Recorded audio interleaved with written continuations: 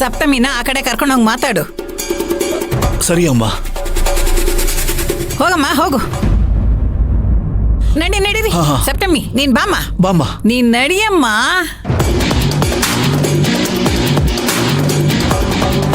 ಅಮ್ಮ ಏನಮ್ಮ ನಿನಗ್ ನನ್ ಮೇಲೆ ನಂಬಿಕೆನೇ ಇಲ್ವೇನಮ್ಮ? ಯಾಕಮ್ಮ ಅನುಮಾನ? ಏಯ್, ನರಿ ಕುರಿ ವೇಷ ಹಾಕೊಂಡಿದೆ ಅಂತ ಗೊತ್ತಿದ್ದು ಗುಂಪೆಲ್ ಸೇರ್ಸ್ಕೊಳ್ಳೋದಿಕ್ಕೆ ನಾನೇನ್ ದಡ್ಡಿ ಅಲ್ಲ. ನೀನು ಈ ಮನೆಗ್ ಬಂದ್ಮೇಲೇನೆ ಇಲ್ದ ಇರೋ ಕಿತಾಪತಿಗಳು ನಡೀತಾ ಇರೋದು. ನನಗೇನು ಈ ಮನೇಲಿ ನಡೀತಾ ಇರೋ ಅವಾಂತರಗಳಿಗೆಲ್ಲ ನೀನೇ ಕಾರಣ ಅಂತ ಅನ್ನಿಸ್ತಾ ಇದೆ.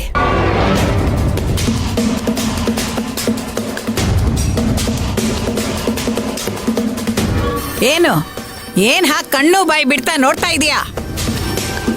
ಈ ವಿಷಯ ಎಲ್ಲ ನನಗೆ ಹೇಗ್ ಗೊತ್ತಾಯ್ತು ಅಂತಾನಾ? ನಾನು ನಿಮ್ಮಮ್ಮ ಕಣೆ. ನೀನೆಂತ ಕೇಡಿ ಅಂತ ನನಗ್ ಗೊತ್ತಿಲ್ವಾ? ಯೋಗನ್ನು ನಾಗನ್ನು ದೂರ ಮಾಡ್ದವಳೆ ನೀನು. ಈಗ ಅದೇ ಮಂತ್ರ ಉಪಯೋಗಿಸ್ಕೊಂಡು ನಾನ್ ಮೊಮ್ಮಕ್ಕಳನ್ನೇನಾದ್ರೂ ದೂರ ಮಾಡೋದಕ್ ನೋಡಿದ್ಯೋ, ನಾನ್ ಮಾತ್ರ ನೀನ್ ಸುಮ್ನೆ ಬಿಡೋದಿಲ್ಲ. ಹುಷಾರ್.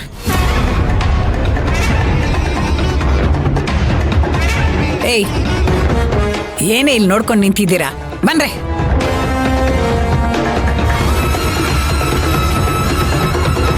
ಅಮ್ಮ, ಏನಮ್ಮ ಇದು? ಅಜ್ಜಿ ನಿನಗೆ ವಾರ್ನಿಂಗ್ ಕೊಟ್ಟು ಹೋಗ್ತಿದ್ದಾರೆ. ಮಾಡ್ಲಿ ಬಿಡೋ.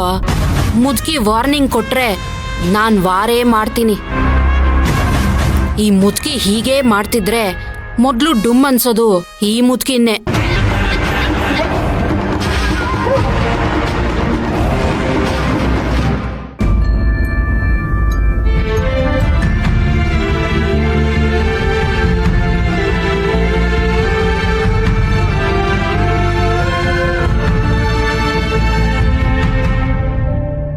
ಸಪ್ತಮಿ, ನೀನ್ ಹೀಗೆ ಸೈಲೆಂಟ್ ಆಗಿದ್ರೆ ನನಗೆ ಇನ್ನೂ ಭಯ ಆಗತ್ತಮ್ಮ. ದುಡ್ಡಿನ ವಿಷಯ ಏನಾಯ್ತಮ್ಮ? ಮಾವ, ದುಡ್ಡನ್ನ ಯಾರ ಹತ್ರ ಕೇಳ್ಬೇಕು ಅನ್ನೋದೇ ನನಗೆ ಗೊತ್ತಾಗ್ತಿಲ್ಲ. ಒಂದ್ ಕಡೆ ಅಪ್ಪನ್ ನೋಡಿದ್ರೆ ತುಂಬಾ ಸಂಕಟ ಆಗತ್ತೆ, ಇನ್ನೊಂದ್ ಕಡೆ ಆ ದುಡ್ಡಿನ ವಿಚಾರದಿಂದ ನಂಬಿಕೆ ಮರ್ಯಾದಿನ ಕಳ್ಕೊತೀವಿ ಅಂತ ಅನ್ನಿಸ್ತಿದೆ. ನನ್ಗಂತೂ ಏನ್ ಮಾಡ್ಬೇಕು ಅಂತಾನೆ ಗೊತ್ತಾಗ್ತಿಲ್ಲ.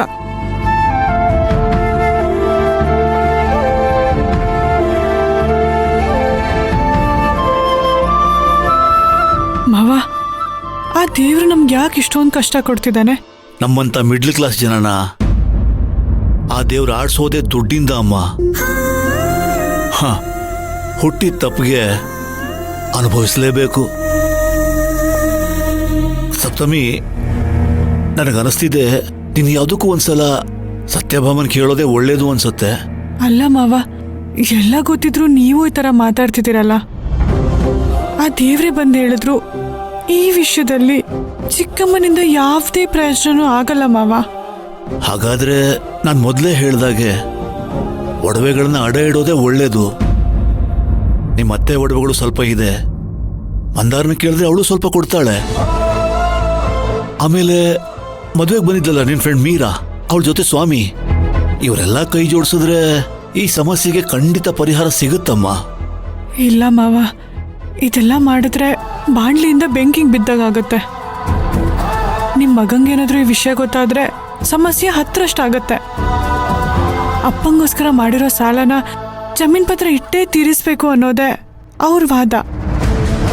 ಈಗ ನಾನು ನಿಮ್ಗಳ ಹತ್ರ ಒಡವೆ ತಗೊಂಡು ಸ್ವಾಮಿ ಮೀರಾ ಅವ್ರ ಹತ್ರ ದುಡ್ಡಿಸ್ಕೊಂಡ್ರು ಸಾಲ ತೀರ್ಸಿದ್ರೆ ನಿಮ್ ಮಗ ಒಪ್ಕೊಳ್ಳಲ್ಲ ಮಾವ. ಇನ್ನು ಉಳಿದಿರೋದು ಒಂದೇ ಒಂದಿನ, ಅಷ್ಟೊಂದು ದುಡ್ಡನ್ನ ಹೇಗಮ್ಮ ಹೊಂದಿಸೋದು? ಗೊತ್ತಿಲ್ಲ ಮಾವ.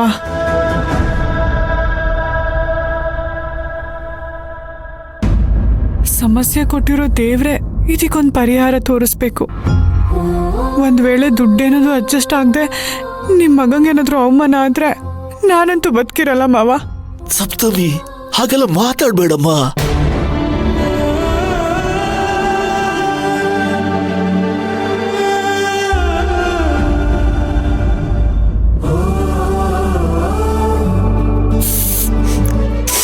ಆಹಾಹಾ ಅದ್ಗೆ ನೀವ್ ಮಾಡೋ ಸಾಂಬಾರ್ ಟೇಸ್ಟೇ ಡಿಫ್ರೆಂಟು. ಸೂಪರ್ ಅದ್ಗೆ.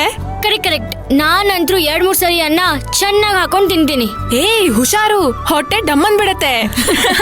ಇರಿ ನಾನು ಪಲ್ಯನೂ ತಗೊಂಡ್ ಬರ್ತೀನಿ. ಪಲ್ಯ ಬೇರೆ ಮಾಡಿದೀರಾ? ಸೂಪರ್ ಅದ್ಕೆ, ನೀವು ಬೇಗ ತಗೊಂಬನ್ನಿ. ಏ ತಿಂಪತಿ, ಎಲ್ಲ ಕೂತ್ಕೊಳ್ಳಿ, ಊಟ ಮಾಡೋಣ. ನಡಿ ಕೂತ್ಕೊಳ್ಳಿ. ಓಹ್, ಶ್ರೀಮಂತನು ಬಂದಲ್ಲ. ಶ್ರೀಮಂತ, ಹೋಗಿ ಕೈಕಾಲು ತೊಳ್ಕೊಂಬಾ. ಎಲ್ಲರೂ ಒಟ್ಟಿಗೆ ಕುತ್ಕೊಂಡು ಊಟ ಮಾಡೋಣ. ಆಗ್ಲೇ ಎಲ್ರು ಹೊಟ್ಟೆ ತುಂಬ ತಿನ್ಬೇಕು ಅಂತ ಅನ್ಕೊಂಡಿದ್ದೀರಲ್ಲ, ತಿನ್ ಚೆನ್ನಾಗಿರಿ. ನಾನು ತಿಂದ್ರಷ್ಟು ಬಿಟ್ರಷ್ಟು. ಶ್ರೀಮಂತು, ಯಾಕೋ ಹೀಗೆಲ್ಲ ಮಾತಾಡ್ತಾ ಇದೀಯಾ? ಇನ್ನೆಂಗ್ ಮಾತಾಡ್ಲಿ?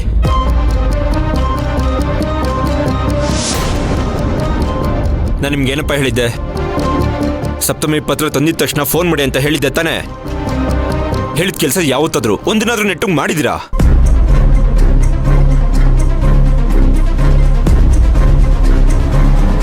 ಏನಕ್ಕೆ ಫೋನ್ ಮಾಡ್ಲಿಲ್ಲ?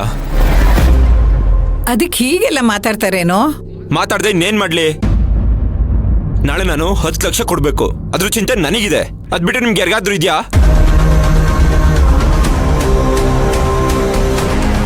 ಅಮ್ಮ, ಇವತ್ತು ನಮ್ಗೇನಾದ್ರೂ ಊಟ ಸಿಗುತ್ತೇನಮ್ಮ? ಏ, ಬಾಯಿ ಮುಚ್ಕೊಂಡು ಸುಮ್ಮನೆ ನಿಂತ್ಕೊಳ್ಳ. ದುಡ್ಡಿಗೆ ಏನಪ್ಪ ಮಾಡ್ಲಿ ಅಂತ ನಾನು ಅಲ್ಲಿ ಸುತ್ತಾಡ್ಕೊಂಡು ಸಾಯ್ತಿದ್ದೀನಿ. ನಿಮ್ಗೆಲ್ಲ ತಿನ್ನೋ ಚಿಂತೆ ಅಲ್ವಾ?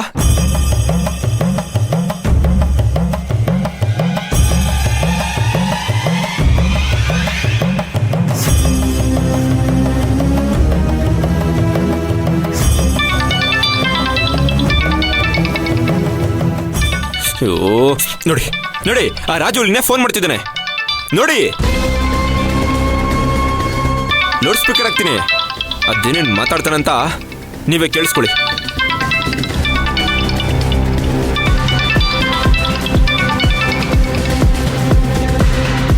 ಹಲೋ. ಏನಪ್ಪಾ ಶ್ರೀಮಂತ್ ಕುಮಾರ, ನಾನು ಹೇಳಿರೋದ್ ನೆನಪಿದೆ ತಾನೆ? ನಾಳೆ ಸಂಜೆ ನಿನಗೆ 5 ಗಂಟೆವರೆಗೂ ಮಾತ್ರ ಟೈಮು.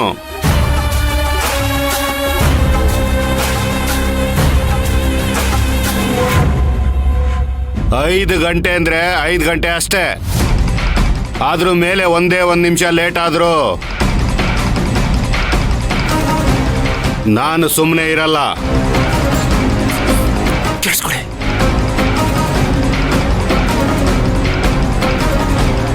ಕರೆಕ್ಟಾಗಿ 4:59ಕ್ಕೆ ನೀನು ಮುಂದೆ ಬಂದು ನಿಂತ್ಕೊಂತೀನಿ.